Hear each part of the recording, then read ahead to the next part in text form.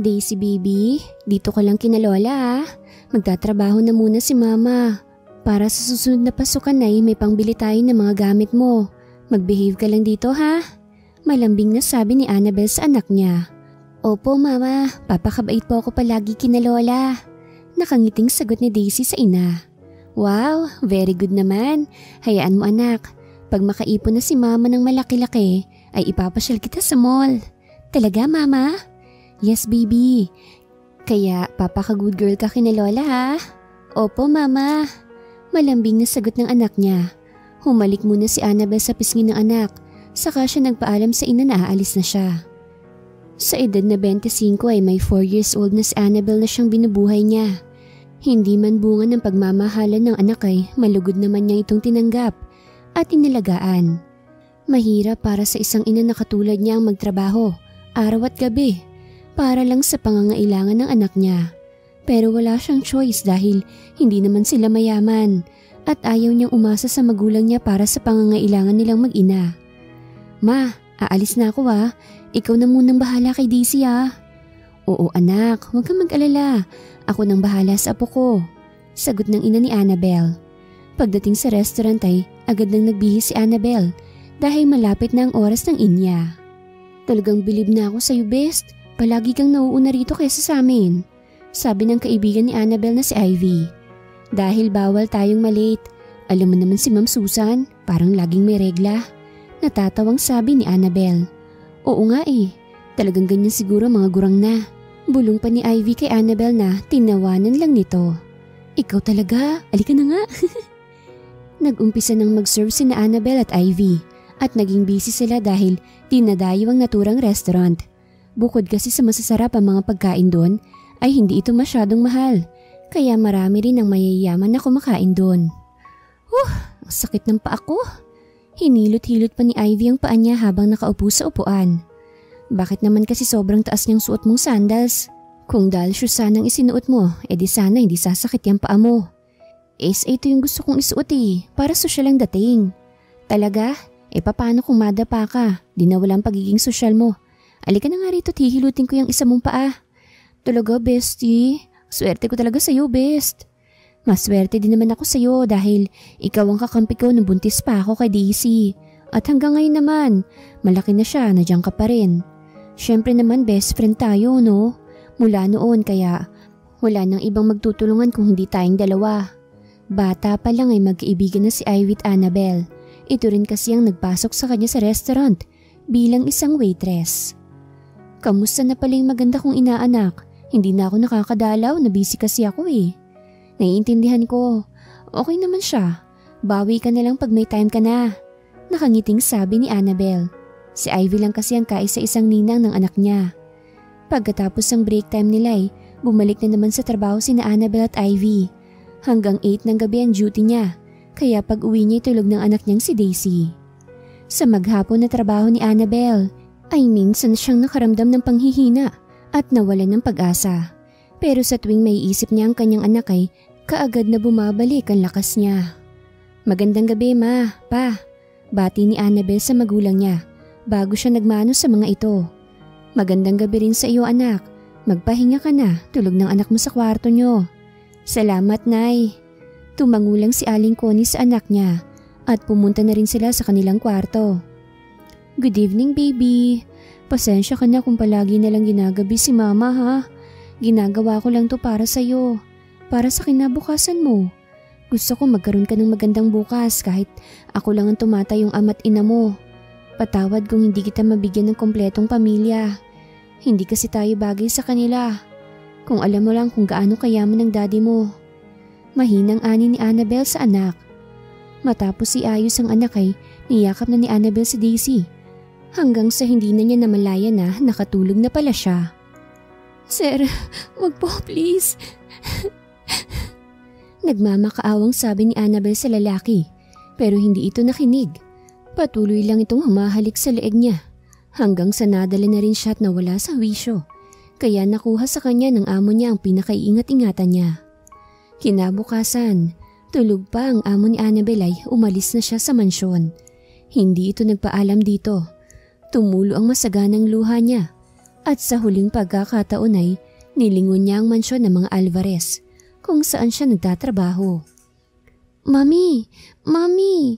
Bakit ka po umiiyak? Yugyug ni Daisy sa ina niyang nananaginip.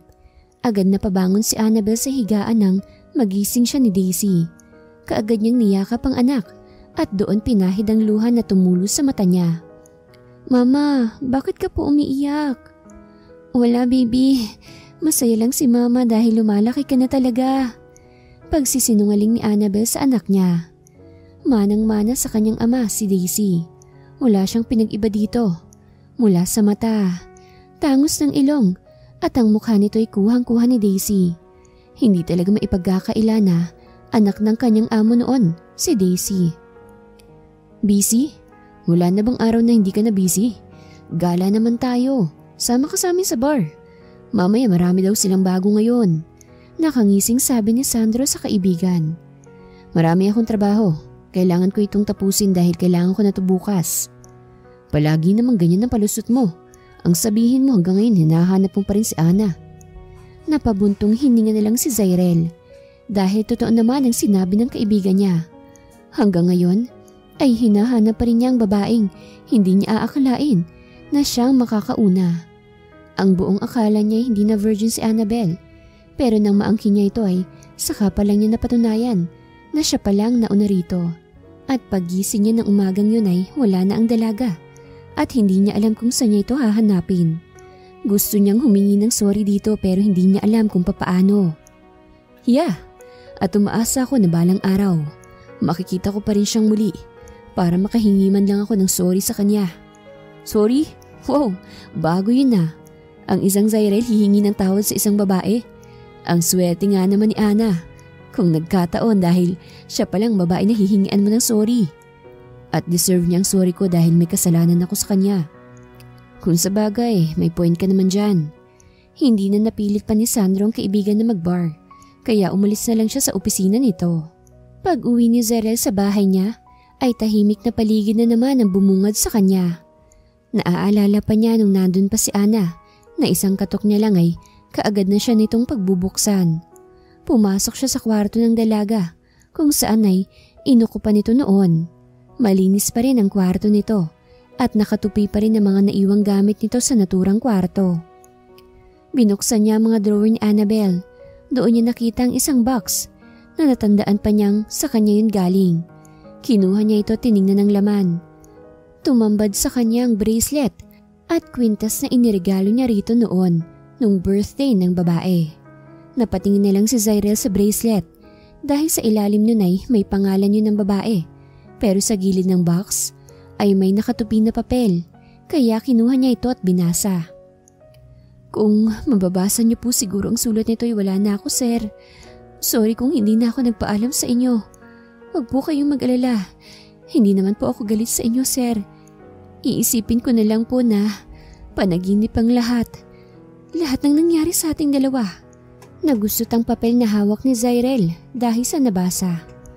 Ganun na lang yun kadali para sa kanya. Ang kalibutan ng nangyari sa kanya, ibang klase.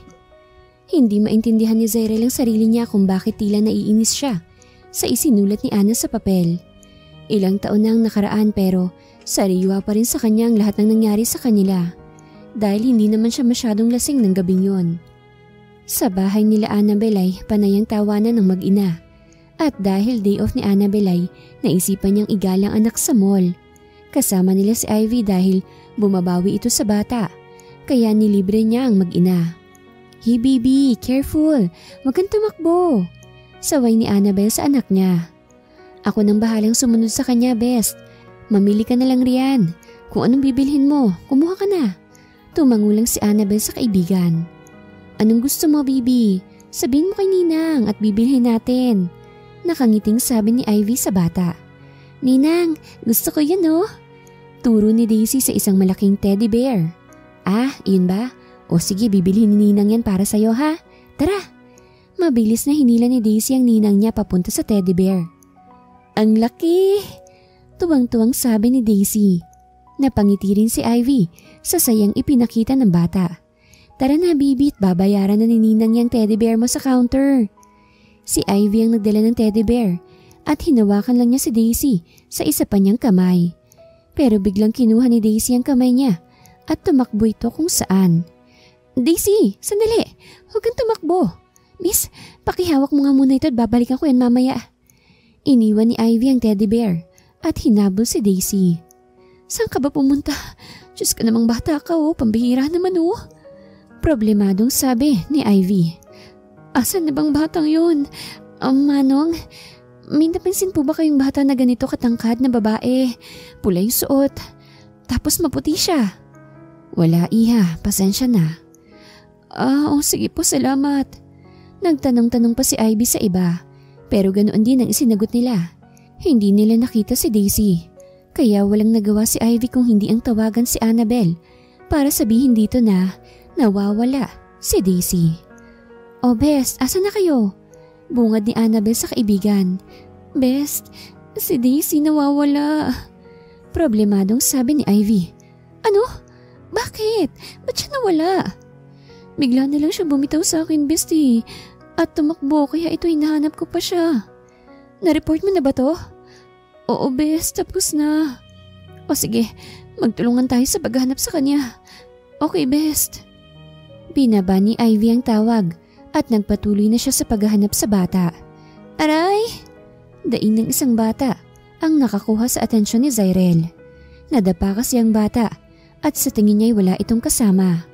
Baby, are you okay? Tanong niya sa batang naiiyak na. Mama! Iyak ng bata kaya dahil sa awa niya ay kinuha niyang bata at kinarga. Hindi alam ni Zyrel kung bakit napakagaan ang loob niya sa batang karga-karga niya. What's your name, baby? Mahinahon na tanong ni Zyrel. Daisy po. Okay, Daisy. Asan palang mami mo? Nawawala ka ba? Tanong ulit ni Zyrel. Opo.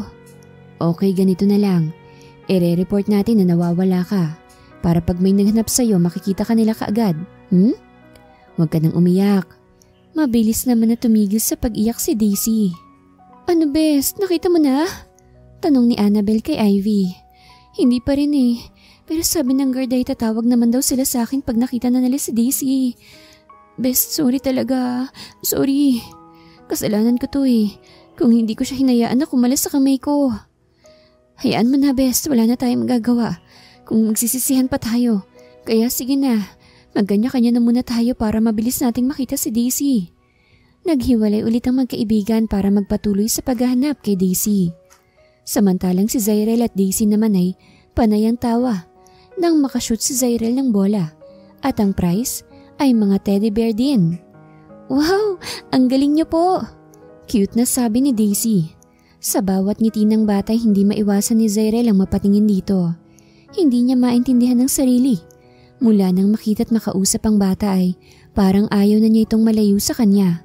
Ang gaan kasi ng loob niya rito at dagdag pa ang pagkakahawig niya rito noong bata pa siya. Kaya parang naging interesado tuloy siya sa bata. Sa hindi kalayuan ay dinig ni Ivy ang pagtawa ni Daisy. Kaya sinundan niya ito kung saan ito nanggagaling. At nang makarating siya kung saan si Daisy ay parang nabunutan ng tinik si Ivy nang makita niyang bata at kasama nito ang isang lalaki. Daisy! Napalingon kaagad si Daisy nang makita niya ang ninang Ivy niya na papalapit na sa kanya. Ninang! Agad na tumakbo si Daisy kay Ivy at sinalubong ito ng yakap. Diyos ko, saan ka ba galing bata ka ha? Bakit bigla ka nalang tumakbo? Alam mo bang nag-aalala kami ng husto sa'yo ng mama mo? Sorry po, Ninang. Mahinang ani ng bata habang nakayuko. Sige na, okay na. At least nakita na kita. Kanina pa ako hanap sa'yo. Ninang, siya po pala si Tito Zay. Siyang kasama ko naglaro kami ng shooting ball. At ang dami kong teddy bear tingnan mo. Pinakita ni Daisy ang mga teddy bear. Nakakabigay lang ni Zyrel. Ganun ba? Naku sir, maraming salamat sa pagtulong kay Daisy Akala namin ay nawawala na talagang batang to. Sige na sir, alis na po kami. Salamat ulit. Kanina pa kasi nag-aalala si Anna dito sa batang to Tumalikod na si Ivy. Habang hindi naman makagalaw si Zyrel sa kinatatayuan niya. Nang marinig ang sinambit na pangalan ng babae, nakaaalis lang. Gusto niya itong habulin pero ayaw gumalaw ng mga paa niya. Damn, kahit kapareha lang niyang pangalan, feeling ko siya na yung hinahanap kong matagal na. Sabi ni Zyrel sa isip niya. Napahilamos na lang siya sa kanyang muka dahil sa mga naisip niya. Bibi! Napayakap ng mahigpit si Annabel sa anak niya nang makitang kasama na ito ni Ivy. Huwag mo nang gagawin yun ulit ha. Sobrang natakot si mama eh. Akala ko wala ka na. Naiiyak na sabi ni Anna. Sorry po mama, hindi na po mauulit. Mahinhin na sabi ng bata. Okay baby, wala ka na bang gustong bilhin? Gutom ka na ba? Gusto mo mag-Jollibee muna tayo bago umuwi? Talaga mama, Jollibee tayo? Yehey! Napangiti na lang si Annabel nang makita niyang masayang anak niya. Nag-Jollibee nga ang tatlo bago sila umuwi. Tulog na ba ang anak mo? Tanong ng ina ni Annabel sa kanya. Opo ma, napagod kasi siya kanina sa mall. Magalang na sagot ni Annabel sa ina niya. Hindi pa ba nagtatanong ang anak mo kung nasaan ang ama niya? Ano naman ang isasagot mo kay Daisy kung sakaling magtanong siya? Hindi ko alam ma. Hindi ko naman pwedeng sabihin sa kanya ang totoo eh. Matalino ang anak mo, Ana. Sigurado akong gusto niyang magtanong pero hindi niya kayang sabihin. Ano sa tingin mo ma? Anong gagawin ko? Ikaw Ana, ano sa tingin mo ang makakabuti para kay Daisy? Yun ang gagawin mo. Dahil ayokong makitang malungkot ang apo ko. Mahinahon na sabi ni Corazon sa anak niya. Saka ko na lang siguro iisipin yan ma. Sa ngayon kailangan ko munang makaipon para sa pag-aaral ni Daisy. Ayoko namang pati sa pag-aaral niya aasa pa kami sa inyo. Alam ko naman na hindi kaya ni tatay ang magtrabaho. Lalo pat mabibigat ang gawain. Ako na dapat ang bumubuhay sa inyo dahil matatanda na kayong pareho. Pero anong ginawa ko? Gumawa pa ako ng isa pang problema. Malungkot na sabi ni Ana. Huwag mo nang isipin yan anak. Ang importante, malusog ang anak mo. At ayaw mo nun, may anak kang maganda na, matalino pa. Nakangiting sabi ni Corazon. Ngumiti na lang din si Ana sa sinabi ng ina niya sa kanya. Sa pagdaan ng mga araw, patuloy pa rin si Zyrel na umaasang makikita pa niya ulit ang babaeng gusto niyang makasama habang buhay. Alam mo kuya, ang tanda mo na, kailan mo babalak mag-asawa? Lagpas kalendaryo ka na oh. Sabi ni Kichi sa kapatid niya. Kararating lang nito galing sa Japan. Kung nagpunta ka rito para kulitin ako tungkol dyan, umuwi ka na lang. Marami pa akong trabaho dito sa opisina. Walang ganang sabi ni Zyrel sa kapatid niya. Kuya, pinapapunta ako rito ni Mami para sabihing may dinner tayo sa mga Torres. Hindi ako sasama, kayo na lang. Pero kuya, huwag ka na nga makulit Kichi. Basta ayaw ko, ayaw ko. Alam mo yan. Ewan ko sa'yo kuya, bahala ka nga riyan. Alis na ako. Umalis na ang kapatid niya habang siya'y napasandal na lang sa upuan habang iniisip ang batang nakita niya sa mall. Nagdaan pa ang mga buwan. Maglilimang taon na si Daisy kaya busy si Ana sa paghahanap ng ibang mapapasukan pagkatapos ng duty niya sa restaurant para may maigasto siya sa birthday ng anak niya. Best, pahinga ka naman. Halos wala ka ng pahinga. Ingatan mo naman ang sarili mo. Saway ni Ivy sa kaibigan niya. Gusto ko kasing mag-imbita ng mga bata sa birthday ni Daisy. Kaya ko to ginagawa, best. Alam ko naman na gusto mo lang bigyan ng masayang birthday ang inaanak ko. Pero isipin mo naman ang sarili mo. Paano na lang ang anak mo kung magkasakit ka? Napaisip naman si Ana sa sinabi ng kaibigan niya. Dumating na ang araw ng kaarawan ni Daisy. Busy si Ana. Ganon din si Ivy. Ito kasi ang katulong niya para mabigyan ng masayang party ang anak niya. Ano? Okay na bang lahat? Mag-uumpisa na tayo. Nakangiting sabi ni Ana sa kaibigan. Oo be, sige na. Kantahan na natin si Daisy. Happy birthday baby. Love na love ka ni mama at ni lola at saka ni lolo mo. Lalo na si Ninang. Mag-wish ka muna anak bago mo hipan ng candle mo sa cake mo. Nag-wish na nga si Daisy pero hindi nila alam kung anong hiling ni Daisy dahil pumikit lang ito. At sa pagmulat niya sa kanya hinipan ng candle sa cake niya. Masaya ang mga bata sa ipinamigay ni Ana sa kanila. Baka sa mukha ng mga ito ang saya. Ate Ana, salamat po dito at saka sa pagkain. Nabusog po kami ng sobra. Nakangiting sabi ng batang kapitbahay nila. Walang anuman Neng, basta sure kang busog ka na Opo ate. Natapos na ang birthday ni Daisy pero ang ngiti sa labi ni Daisy ang nandoon pa rin. Masaya ka ba, baby? Malambing na tanong ni Ana sa anak niya. Opo, mama. Maraming salamat po. Basta para sa iyo, anak. Gagawin ni mama ang lahat. Mapasaya ka lang. Best, uuwi na ako ah. Baby Daisy, uuwi na muna si Ninang ah. May gagawin pa kasi si Ninang eh. O sige, Best. Salamat ah. Wala yun. Basta para sa inaanak ko walang problema. Sige na, alis na ako. Aling Cora, alis na po ako. Sige Ivy, maraming salamat. Walang anuman po. Bye-bye baby. Bye-bye Ninang. Umalis na si Ivy kaya naiwan ng mag-ina. Maagang nakatulog si Daisy dahil sa pagod niya. Nakatitig lang si Ana sa anak na mahimbing na natutulog. Kung sasabihin ko sa ama mo na may anak kami, hindi ko alam kung tatanggapin ka ba niya. Wala naman na akong balak na itago ka sa kanya. Pero sa haba ng panahon na nanahimik ako. Hindi ko alam kung maniniwala ba siya sa sasabihin ko na may anak kami. Dahil alam kong lasing siya nung gabing yun. Tsak na sasabihin niyang lasing lang siya nun. Hindi na namalayan ni Ana na unti-unti na pala siyang nakatulog. Malapit na ang pasukan kaya pina-enroll na ni Ana ang anak niya. Sa isang private na eskwelahan niya pina-enroll ang anak. Kahit may kamahalan ay okay lang sa kanya. Talaga mama? Yes baby. Kaya mamimili na tayo ng gamit mo bukas para sa pag-aaral mo. Ihi, mag-aaral na ako. Natutuwang sabi ni Daisy. Napangiti na lang din si Ana dahil nakita niyang excited ng anak niyang pumasok. Kinabukasan ay maagang nagising si Daisy dahil sasama siya sa kanyang ina. Mama, gising na mama. Niyuyugyug pa niya ang ina para magising ito. Baby, ang aga mo namang nagising. Sabi mo pupunta tayo ng mall. Excited naman masyado. Mamaya pa naman tayo aalis. Hindi pa nga tayo nakakaligo eh. Nakapikit na sabi ni Ana. Tapos na po akong maligo mama. Ikaw na lang ang hindi. Wala sa sariling napamulat si Ana ng mata. At tama nga ang anak niya. Nakaligo na ito. Aba, excited nga. Natatawang sabi ni Ana. O sige na, maliligo lang si mama ha. Tapos kakain tayo. Alam kong nakaluto na ngayon ang lola mo. Matapos maligo ay sabay nang pumunta sa kusina si Ana at ang anak niya. At sabay-sabay na silang kumain. Nay, asan pala si tatay? Ba't hindi siya sumabay sa atin? Tanong ni Ana sa ina niya. Nando doon sa bahay nila Don Paulino. May ipapagawa raw kasi ang doon kaya maaga siyang pumunta ron. Ah, ganun po ba? Nagpatuloy na sa pagkain ng tatlo. Pagkatapos nilang kumain ay si Ana nang naghugas ng pinagkainan nila. Saka siya nagbihis para makaalis na sila. Pagbaba niya, nagulat pa siya nung makita si Ivy. Oh best, akala ko ba duty ka ngayon kaya hindi ka makakasama sa amin? Nagtatakang sabi niya sa kaibigan. Bukas na ako mag-duty. Nagpaalam naman ako na may importante akong lalakarin.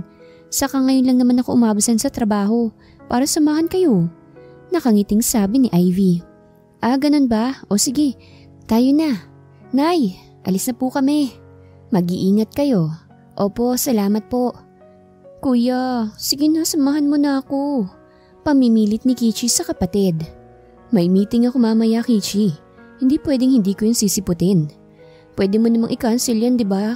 Sige na kuya. Napapabundong hininga na lang si Zyril dahil alam niyang hindi siya titigilan ng kapatid kapag kinukulit siya nito.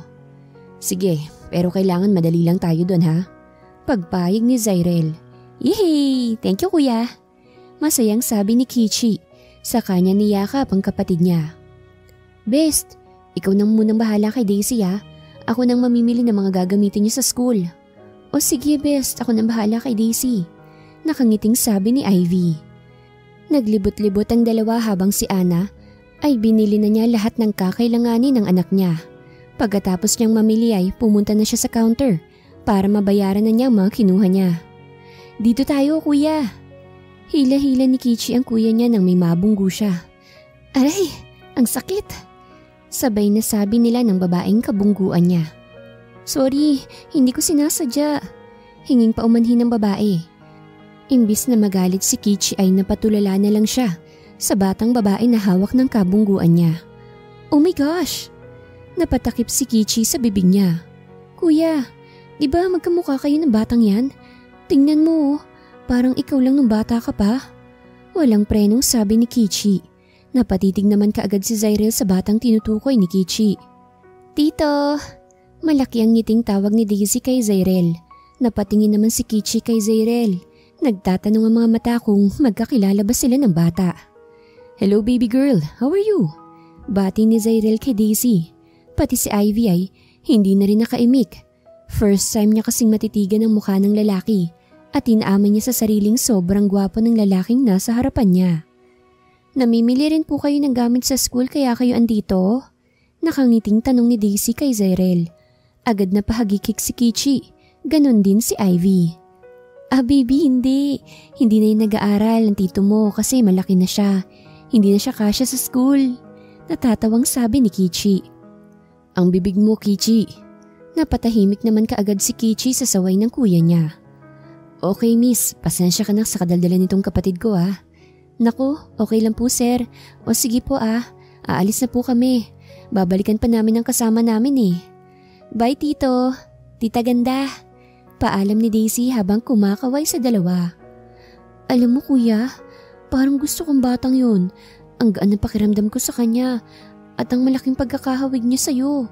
Hindi ko alam kung namamalikmata lang ba ako pero para talagang ikaw siya nung bata ka pa Wala sa sariling sabi ni Kichi habang nakatingin sa dalawa na papalayo.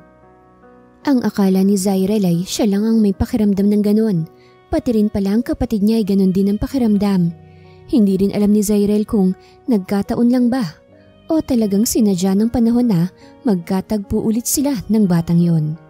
Mama! Masayang tawag ni Daisy sa kanyang ina. Nakatatapos lang magpa-counter ng mga pinamili niya. Hi baby, gutom ka na ba? Medyo po mama. O sige, kakain na muna tayo.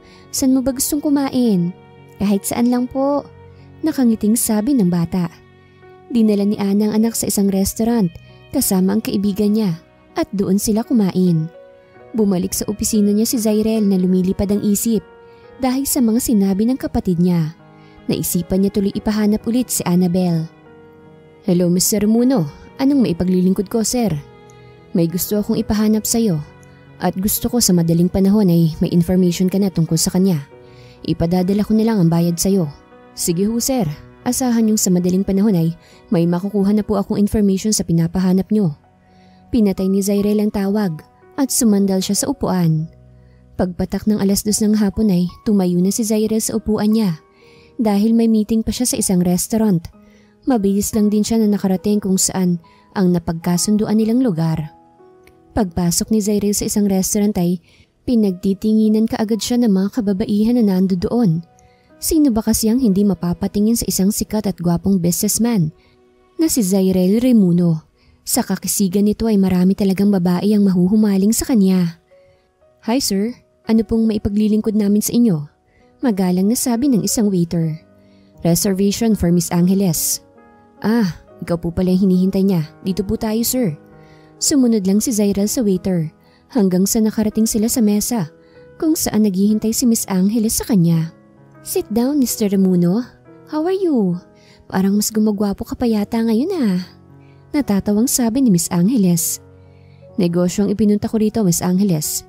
Hindi dapat ikaw ang nandito ngayon. Diretsyong sabi ni Zyrel. Oh, relax ka lang. Busy lang si daddy kaya akong pinapunta niya rito. Pero bago tayo mag-usap, mag-order na muna tayo. Busog na ako, mag-umpisa na tayo. Napaisimid si Miss Angeles sa kasungitan ni Zyrel.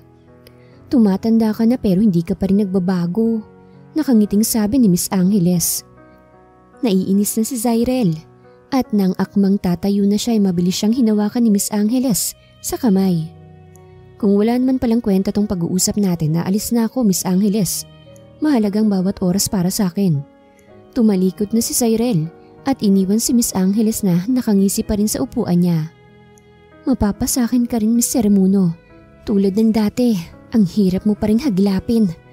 Umiiling-iling na sabi ni Miss Angeles. Oh, ba't ka nakabusangot dyan? Parang pinagbagsakan ka ng langit yung mukha mo.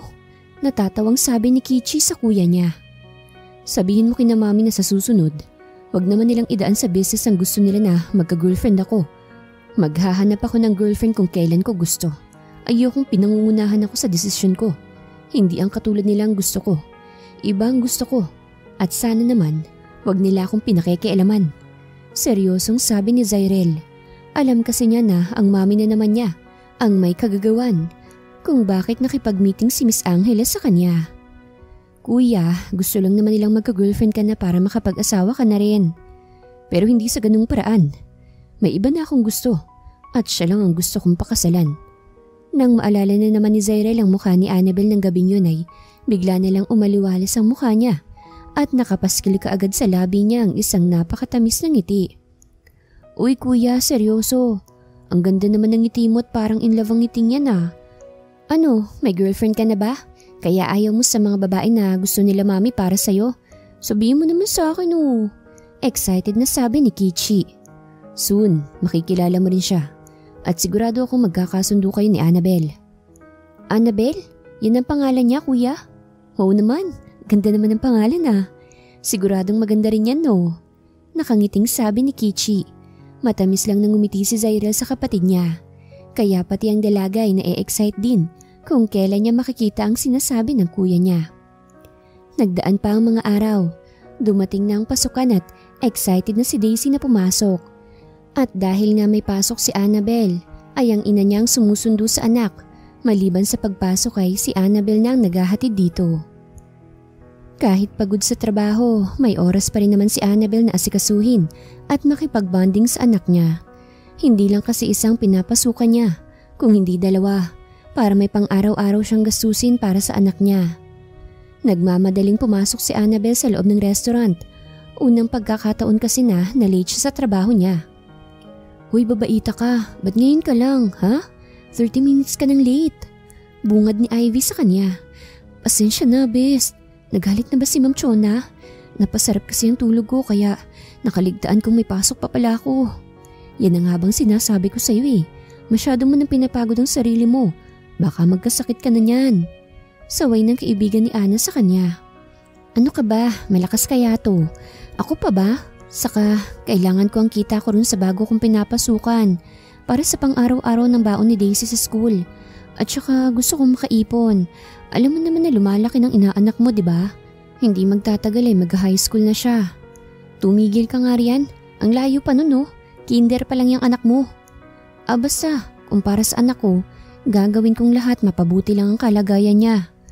Ubus na talaga ang bilib ko sa'yo, best. Ikaw na talagang tanging ina. Natatawang sabi ni Ivy. Ewan ko sa'yo. Tayo na nga. Sir, eto na pong information sa pinapahanap nyo. Binigay ng private investigator niya ang brown envelope kung saan nandoon ang mga information na nakuha niya tungkol kay Ana. Yung restaurant kung saan siya nakatayo dyan po siya nagtatrabaho bilang isang waitress. Matagal na po siya dyan. Yan namang kasama niyang babae. Yan palagi ang kasama niya. Kaibigan niya po yan. Agad na patitig si Zyrel sa babaeng kasama ni Ana sa picture. Anong pangalan ng babaeng to? Ang alam ko sir ay si Ivy, ang matalik na kaibigan ni Ana. Sagot ng private investigator. Okay, thank you. May bonus ka pang makukuha sa akin. Maraming salamat sir. Sige ho, mauna na po ako. Tumangulang si Zyrel, saka lumabas ang private investigator. No, sana hindi totoong hinala ko. Dahil kung totoo ang hinala ko, hindi ko alam kung paano ko makukuha ulit ang dalawa. Alam ni Zyrel na hindi anak ni Ivy si Daisy nung nakita niya ito sa mall. Hindi alam ni Zyrel pero binubundol ng matinding kaba ang dibdib niya dahil sa naisip. Kinabukasan ay maaga siya sa opisina niya at pinakancel niya sa sekretarya niya ang lahat ng schedule niya sa araw na yon dahil may importante siyang lalakarin. Nasa loob pa lang siya ng kotse niya ay kita na niya ang pagpasok ng babaeng matagal na niyang hinahanap.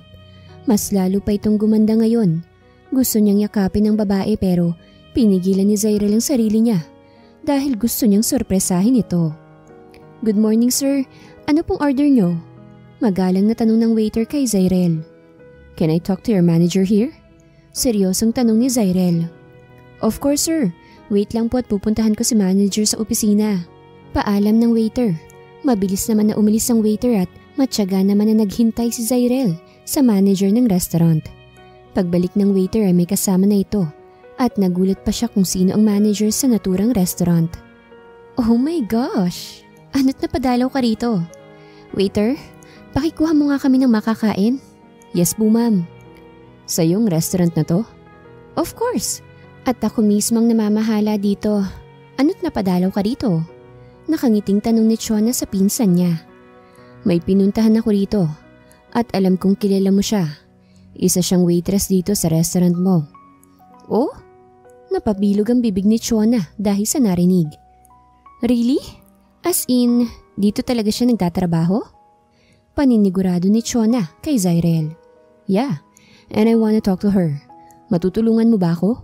Seryosong tanong ni Zyrel sa pinsan niya. Si Chona ay pinsan ni Zyrel sa kanyang ina. Bagamat parehong busy sa trabaho ay minsan lang silang nagkikita at nagkakausap. Syempre naman kung magkaka-love life ka ba dahil dyan abay bakit hindi? Natatawang sabi ni Chona sa pinsan. Matapos nilang kumain ay kaagad nang pumunta si Zyrel sa opisina ni Chona dahil doon niya gustong kausapin si Ana. Annabel, tawag ni Chona sa kanyang waitress. Yes ma'am Chona, may iuutos po kayo? Magalang na sabi ni Annabel. Sumunod ka muna sa akin, may gustong kumausap sa'yo. Nagtataka naman si Annabel kung sino ang gustong kumausap sa kanya. Sundan mo na, baka importante yun. Sabi ni Ivy na nakatingin sa kaibigan. O sige, kayo na munang bahala dito ha. Umalis na si Annabel at sumunod na siya kay Chona. Pumasok ka na sa loob. Andun sa loob ang gustong kumausap sa'yo. Seryosong sabi ni Chona. Po, kasi hindi po ba kayo papasok? Tanong ni Annabel sa amo. Hindi na, gusto niyang makausap ka ng masinsinan kaya sige na, pumasok ka na. Kahit nag-aalangan ay napilitang pumasok si Annabel sa loob ng opisina ni Chona. Pagpasok niya sa loob ay ang taong nakatalikod sa upuan kaagad ang unang napansin ni Annabel. Hello po, andito na po ako. Gusto niya raw po ako makausap? Magalang na sabi ni Annabel sa taong nakatalikod. Unti-unting humarap ang taong nakatalikod sa kanya. Nang masilayan na niyang mukha ng taong yon, ay kaagad nanlaki ang mata ni Annabel. Nagulat siya ng husto kung sino ang taong gustong makausap siya. Sir Zyrel? Nauutal na sambit ni Annabel sa pangalan ng lalaki. Yeah, ako nga. Paano po kayo napunta rito? Paano niyo nalaman ang lugar na to? Tila takot na sabi ni Annabel. Tumayo naman si Zyrel sa kinauupuan niya at unti-unting lumapit kay Ana. Si Ana naman ay panay ang atras niya hanggang sa wala na siyang naaatrasan dahil nakasandal na siya sa pader. Sir, huwag po kayong lumapit sa akin. Bakit? Takot ka ba sa akin? Ayaw mo ba akong makita at makausap? Bakit mo ko iniwan ng gabing yun? Seryosong tanong ni Zyrel sa babae. Sir, wala na po yun. Kinalimutan ko na po yun. Hindi naman po kita sinisisi, alam kong lasing ka lang nun. Takot na sabi ni Annabel sa dating amo. Nang makalapit si Zyrel sa dalaga, ay kaagad niya itong kinulong sa dalawa niyang braso. Kaya hindi nakagalaw ang dalaga. Sir, ano pong gagawin niyo? Takot na sabi ni Ana sa binata. Alam mo bang para akong baliw nang iniwan mo ko sa bahay? Alam mo bang nagsisisi ako kung bakit hindi kita itinali nun para hindi ka makatakas sa akin? Seryosong sabi ni Zyrel. Sir, wala na po yun. Kinalimutan ko na po yun. Tarantang sabi ni Ana nang mas inilapit pa ni Zyrel ang mukha niya sa mukha ng dalaga. Really? Pwes ako, hindi ko kinalimutan ang nangyari sa ating dalawa. Dahil mula nang maangkin kita ginugulo mo na palagi ang isip ko.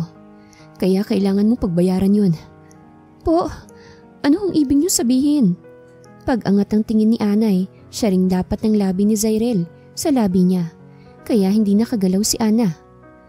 Nang maramdaman ni Zyrel na hindi tumutugon si Ana sa halik niya, ay pinakawalan na lang niya ang labi nito. I miss you so damn much, mahinang sabi ni Zyrel. Mali po ito sir, hindi mo po dapat ginawa to dahil wala naman tayong relasyon. At hindi tayo kahit kailanman magiging bagay dahil mayaman po kayo at mahirap lang kami. Kaya kung pwede pabayaan niyo na po ako. Diretsyong sabi ni Ana kay Zyrel. Sa tingin mo ba, ganun lang yun kadali? Gusto siyang yakapin ni Zyrel pero umiwas si Ana. Umalis na po kayo, sir. I'm so sorry pero hindi po kita ma-entertain. May trabaho pa po ako. Excuse me po. Akmang lalakad na si Ana palabas ng opisina ni Chona nang magsalita ulit si Zyrel. May anak ako sa'yo, di ba? Dahil sa sinabi ni Zyrel ay napalingon si Ana ng pilit kay Zyrel. Wala po kayong anak sa akin, sir. Iyan po ang totoo. Saan mo naman po nakuhang balitang may anak ka sa akin? Seryosong sabi ni Ana. Pero sa loob niya, lihim na kinakabahan na siya. Mag-deny ka lang, malalaman ko rin ang totoo. At pag nangyari yun, ay kukunin ko ang anak ko. Nasa sayo na kung sasama ka sa amin o hindi. Basta ako, ipaglalaban kong karapatan ko sa kanya. Parang itinarak na kandila si Ana sa kinatatayuan niya. Para siyang nilagyan ng ice dahil nanlamig ang buo niyang katawan dahil sa narinig. Tumalikod si Ana kay Zyrel kasabay ng pagtalikod niya ang pagtulo ng luha niya. Hindi niya alam kung paano nalaman ni Zyrel na may anak sila at hindi siya papayag na makuha ito ni Zyrel mula sa kanya. What the heck? Bakit ko ba yun nasabi sa kanya? Damn you, Zyrel. Alam kong umiiyak siya pero hindi ko pwedeng ipakitang naaawa ako sa kanya. Mariing sabi ni Zyrel sa sarili niya. Nagpaalam si Ana na half day lang siya sa trabaho. Nakaagad namang pinayagan ni Chona. O anak, ang aga mo namang umuwi. Wala ka bang pasok? O may masakit ba sa'yo? Nag-aalalang tanong ni Corazon sa anak niya. Wala naman po, Nay. Nakita ko lang po ang ama ni Daisy sa restaurant. Mahinang sabi ni Ana. Ano po bang gagawin ko, Nay? Sabi niya po na kukunin niyang anak ko kapag napatunayan niyang may anak kami. Takot na sabi ni Ana sa ina. Paano niya nalaman na may anak kayo? Hindi ko alam, Nay. Hindi ko alam kung paano niya nalaman basta. Natatakot ako na baka totohanin niya na kukunin niya si Daisy sa akin. Siguradong hindi ko kakayanin, Nay. Naiiyak na sabi ni Ana sa ina. Shh! Huwag kang umiyak. Hindi natin alam kung totoo nga bang alam niya na may anak kayo. Kaya huminahon ka lang. Tahimik na umiingos si Ana. Iisipin pa lang niyang mawawala sa kanya ang anak niya ay para na siyang mababaliw. So ano nang plano mo ngayon? Bakit mo naman kasi sinabi yun sa kanya? Hindi ka pa nga sigurado na may anak siya. At kung meron man, sigurado ka bang ikaw ang ama ng batang yon? Tandaan mo na maraming taong magkakahawig ang muka. Alam kong anak ko siya. At nararamdaman ko yun. At kailangan kong malaman kung saan siya nakatira. Seryosong saad ni Zyrel. Kinabukasan ay hindi pumasok si Ana sa trabaho niya dahil takot siyang baka makita na naman niya ang ama ng anak niya. Hindi ka ba papasok, anak? Tanong ng ina niya habang nagkakape siya sa kusina. Takot po akong pumasok, Nay. Baka po makita ko na naman siya doon. Anak, hindi mo matatakasan ng ama ng anak mo. Kahit saan ka pa pumunta dahil pinaglapit talaga kayo ng tadhana para magkita ulit. Harapin mo siya, Ana. At alam mong may karapatan siya sa anak niya dahil siya ang ama ni Daisy. Mahinahon na sabi ni Corazon sa anak niya. Dahil hindi pumasok si Ana ay siya nalang naghatid sa anak niya sa eskwelahan. Hinintay na lang din niya ang uwian nito para hindi na siya babalik pa. Sa hindi kalayuan ay may lihim na nakatanaw kay Ana habang may kausap na babae. Taimtim lang siyang nakatitig sa dalaga na paminsan-minsan ay ngumingiti sa kausap nito. Hindi niya lubos akalain na makikita pa niya ulit ang matamis na ngiti nito. Hindi nang tagal ay lumabas na ang mga bata. At tulad ng iniisip niya, ay si Daisy nga ang batang kasama niya. Kusang tumulo ang luha ni Zyrel sa mga mata niya. Magkahalong saya at pananabik ang nararamdaman niya. Ngayong nakumpirma na niya na anak nga ni Ana, si Daisy. Hindi siya papayag na hindi niya makuhang dalawa. Kung kailangan niyang takutin si Ana ay gagawin niya para lang makuha niya ito. Gutom ka na ba, baby? Gusto mo mag-snack muna tayo? Nakangiting sabi ni Ana sa anak niya. Sige po, mama. Gusto ko yung ice cream. Sure, baby. Sabay naglakad ang dalawa habang si Zyrel ay nakasunod pa rin sa kanila. Matapos nilang mag-snack ay kaagad nang umuwi ang dalawa sa bahay. Pero nagulat na lang si Ana kung sino ang bisita ng ina niya. Oh, ba't nandito ka? Wala ka bang pasok? Nagtatakang tanong ni Ana sa kaibigan. Kasi best, may nag-utos sa akin na ipadala to sa inyo lahat. Lumaki ang mga mata ni Ana sa mga nakita niya. Saan galing yan? Bakit sobrang dami naman yan? Sa ama ni Daisy yan galing. Kinausap niya ako kagabi. Di mo naman sinabi na sobrang gwapo pala ng ama ni Daisy. Kaya ayun, hindi ako makatanggi sa kanya nang humingi siya ng isang pabor. Anong ibig mo sabihin? Na magkakilala na kayo ni Zyrel? Oo at hindi. Dahil siya yung lalaki na sinasabi ko sa'yo na nakakita kay Daisy sa mall. Mas lalo pang namutla si Ana dahil sa narinig. Ibig sabihin, nakita na niya ang anak niya. Napapikit na lamang si Ana. Mas lalo pa siyang naguguluhan sa mga oras na yon. Kinagabihan ay hindi in-expect ni Ana kung sinong bisita nila. Kausapin mo na siya. Mag-usap kayo ng mabuti para sa anak niyo. Walang nagawa si Ana kung hindi ang sundin ng ina niya. Nakaupo na si Ana sa tapat ni Zyrel pero wala pa rin nagsasalita sa kanilang dalawa. Pumunta ka lang ba dito para maging pipe? Hindi namin kailangan na pipi sa bahay namin dahil hindi kami marunong umintindi. Walang pakundangan na sabi ni Ana. Kaagad naman na napaubo si Zyrel sa sinabi ng dalaga. I'm serious, Annabel. Agad naman na napaayos ng upo si Annabel sa inuupuan niya dahil sa seryosong boses ni Zyrel. Ano sa tingin mo, Corazon? Pananagutan kaya ng lalaking yan ang anak natin? Tanong ni Kanor sa asawa niya. Sana nga, Kanor, para magkaroon naman ng kumpletong pamilya si Daisy. Mahinahon na sabi ni Corazon. Nakayuko lang si Ana habang taimtim naman na nakatitig si Zyrel sa dalaga. I don't believe na may anak na ako pero nung makita kong magkasama kayo ng bata, dun ko pa nakumpirma na may anak na nga talaga ako. Wala ka lang bang sasabihin? Yuyuko ka na lang ba? Tanong ni Zyrel kay Ana. Ano bang gusto mong sabihin ko? Sinabi mo na lahat ng gusto mo. Kahit naman magsasalita ako, ikaw pa rin naman ang masusunod, di ba? Dahil ganyan naman kayong mayayaman. Kaya niyong tapakan ng kagaya namin na mahihirap. Dahil kaya niyong magbayad ng malaki. Makuha lang ang gusto niyo. Napahila mo si Zyrel sa mukha niya dahil hindi siya naiintindihan ni Ana. Hindi ganyan ang gusto kong sabihin sa'yo. At gustong ipaintindi sa'yo. Lalong-lalo, iba ako sa mga mayayaman na sinasabi mo. Napangisi si Ana sa sinabi ni Zyrel. Ano naman ang kaibahan mo sa ibang mayayaman, ha? Iba ako sa kanila dahil mahal kita. Mahal kita ng buong puso. Mula pa noon pero hindi ko kayang sabihin dahil lahat na lang ng ayaw at gusto mo ay alam ko. Paborito mong kulay, gusto mong bulaklak, at gusto mo sa isang lalaki alam ko lahat. Ganun ako kabaliw sa'yo. Kaya ako inalam lahat ng gusto at ayaw mo. Laglag ang panga ni Ana na nakikinig kay Zyrel. Ako? Mahal mo ko? Itinuro pa ni Ana ang sarili na kaagad namang tinanguan ni Zyrel. Yes, ngayong alam mo na ang totoo. Pwede mo na ba akong ipakilala sa anak natin? Kasi tulog na siya eh. Pwede bang sa ibang araw na lang? No, kung tulog na siya, babalik ako bukas dito. Mas lalong napakaamot si Ana sa gusto ni Zyrel. Kinabukasan ay maagang pumunta si Zyrel sa bahay ni Ana.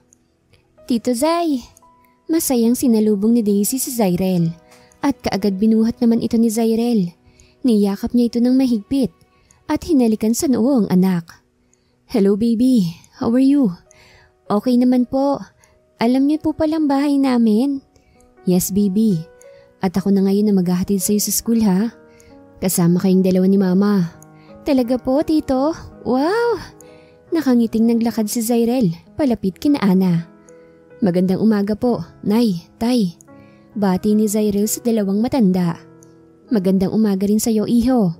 Nakangiting sabi ng dalawang matanda. Si Ana naman ay napaismid sa itinawag ni Zyrel sa magulang niya. Hi Miss Beautiful.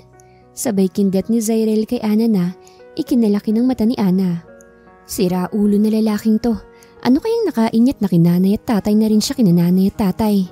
Reklamo ni Ana sa isip niya. Anak, sige na mauna na kayong kumain. At mamaya pa kami ng tatay mong kakain. Busog pa kasi kami eh. Akala ko ba gutom na kayo, Nay? Sabi mo kanina di ba gutom na kayo?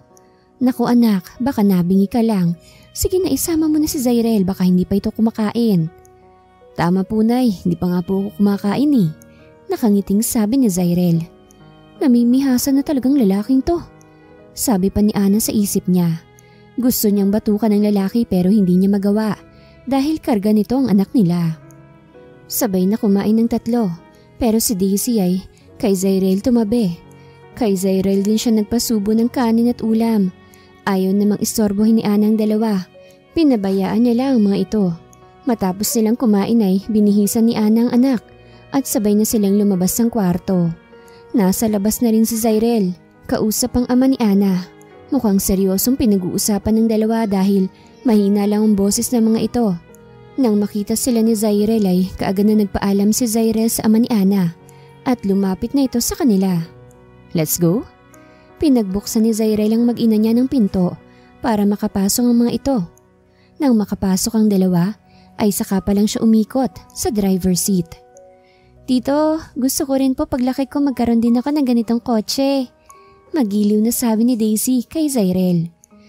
Kahit ilan pang gusto mong bilhin baby, mabibili mo lahat yan.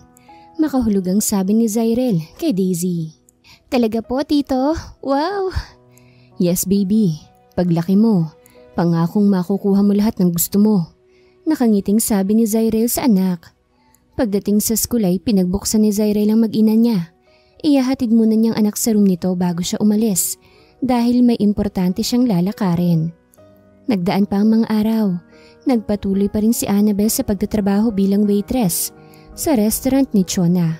Pero hindi na ganun kapagod ang katawan niya.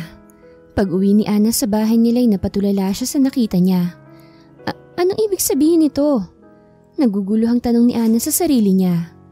Bigla na lang lumabas si Zyrel mula sa madilim na sulok at may bitbit itong bulaklak, ang paborito niyang tulips. Miss Marasigan, flowers for you. Wala naman sa sariling tinanggap ni Ana ang bulaklak. I know na naguguluhan ka pero para maniwala kang mahal na mahal kita, ay ginawa ko ito para sa'yo.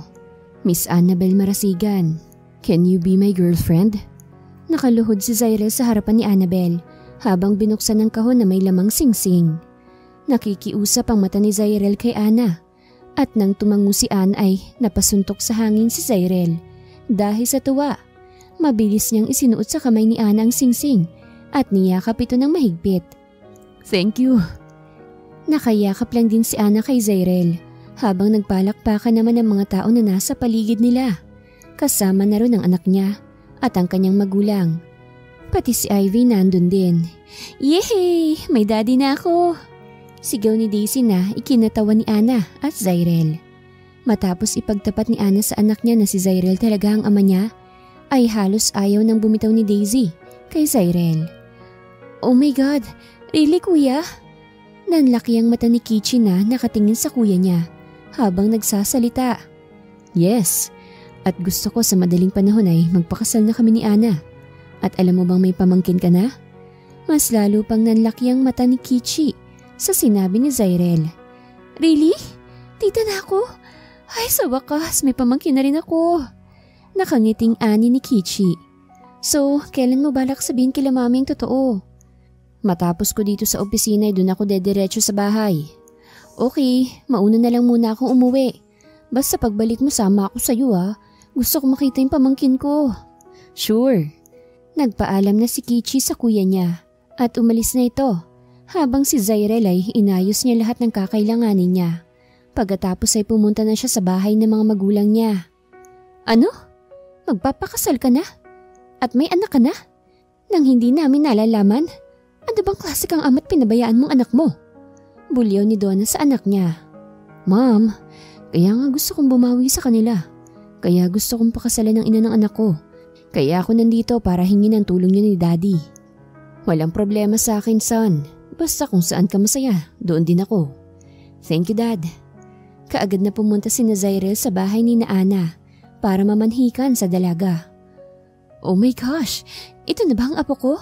Naku naman, son, masyado mo namang ginaling at manang-mana sa iyong anak mo. Tili ng ina ni Zyrel. Hello, saan kaya nagmanang batang yan? Hello baby, natatandaan mo pa ba ako? Yung sa mall? Oo naman po tita, natatandaan po kita. Nakangiting sabi ni Daisy. Gosh, ang ganda-ganda mo talagang bata. Talagang gustong-gusto kitang kurutin. Nakangiting sabi ni Kichi. Tumawa lang si Daisy at ang lola niya. Kaagad na itinakda ng magulang ni Ana at Zyrel ang kasal nilang dalawa. Habang masaya naman nagkwentuhan sina Zyrel at Ana. Isang engranding kasalan ang naganap sa kasalan ng dalawa, kung saan ay dinaluhan ng mga kaibigan, kasosyo sa negosyo at mga kamag-anak ni Ana at Zyrel. Matapos ang kasal nila ay doon nag-honeymoon ang dalawa sa Thailand at naiwan naman ang anak nila sa magulang ni Zyrel. Isang buwan ang itinagal nila sa Thailand dahil siniguro ni Zyrel na mabuntis na ang asawa niya pagbalik nila sa Pilipinas. Mama! Masayang sinalubong ni Daisy ang magulang sa airport. Sinundo kasi nila ang mga ito. Baby, namiss ko ni Mama. Kamusta ka rito? Hindi mo ba namiss si Mama? Namiss ko po kayo, Mama. Si Mama lang ba? Hindi ba kasali si Daddy? Namiss din po kita, Daddy. Namiss ka namin ng sobra, baby girl. Kinarga ni Zyrel ang anak at pinugpog ito ng halik sa muka na siyang ikinahagikik ni Daisy. Ano ate, may laman na ba yung tiyan mo? Para may kapatid naman si Daisy. Napatawa naman si Ana sa tanong ni Kichi. Ikaw talaga, huwag ka mag-alala. Naghihintay lang kami kung may biyaya na bang ibibigay ang nasa taas sa amin. Nakangiting sabi ni Ana. Ay naku iha, bilis-bilisan nyo naman para makarami kayo ni Zyrel.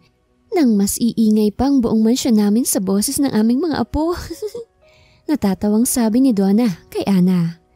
Sobrang swerte ni Ana sa mga biyenan niya dahil isang mga rimuno sa mga mayayaman na hindi nanghahamak na mga mahihirap na kagaya ni Ana. Sa pagbalik nila sa Pilipinas ay kinuha ni Ana ang magulang sa kanilang dating bahay at itinira sa kanilang bahay kasama nila.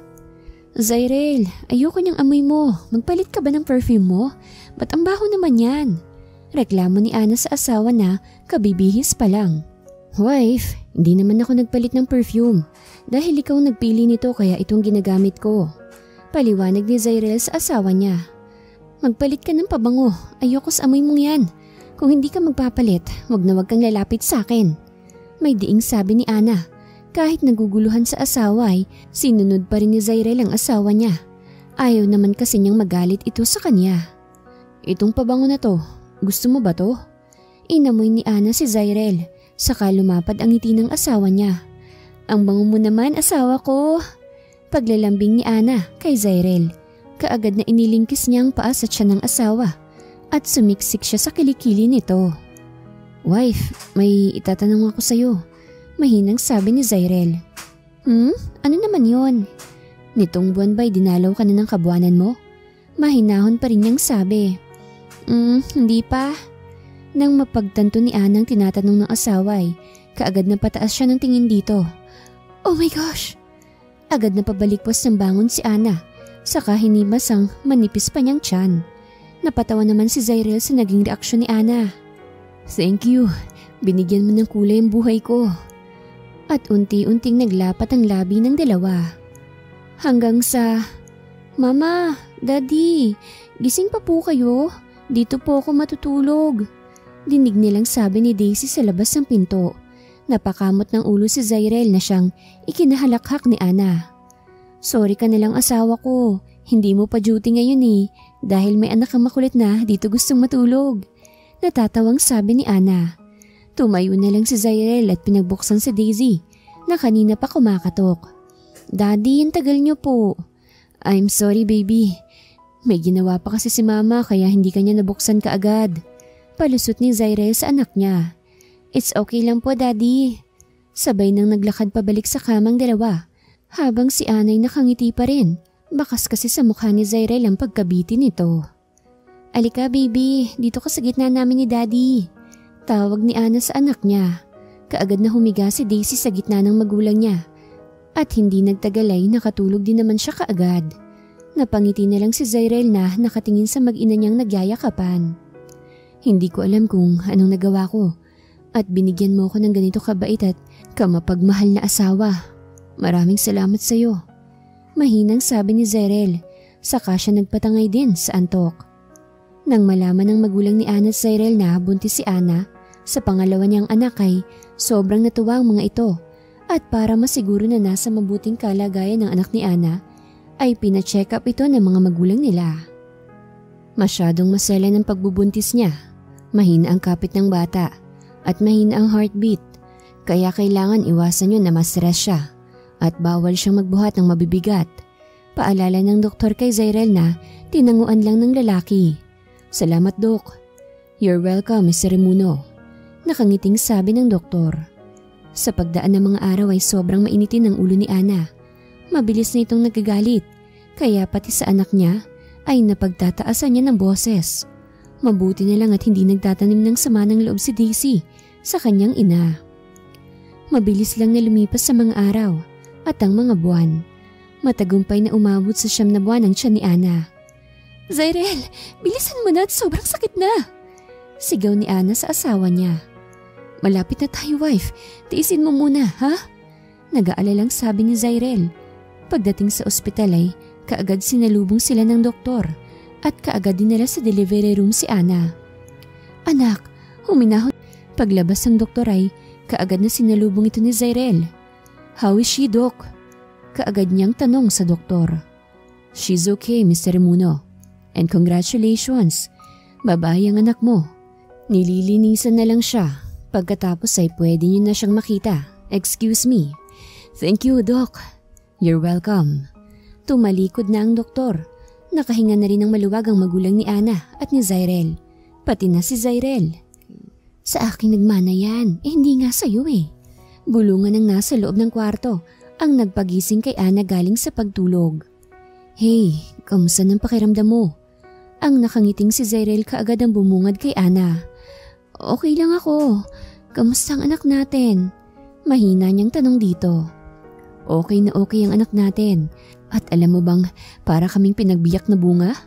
Nakangiting sabi ni Zyrel sa asawa. Ang daya naman talaga oh. Ako ang nagbuntis pero hindi sa akin nagmana. Huwag ka na magtampo. Mahal na mahal ka naman namin eh. Kahit hindi nagmana sa'yo mga anak natin, ikaw pa rin ang nag-iisang ana sa buhay namin. At sobrang blessed ko dahil ikaw ang ibinigay ng Diyos sa akin. Mahal na mahal kita. Kayo na mga anak natin, Annabelle. I love you too, Zay. Mahal na mahal ko rin kayo. Wakas.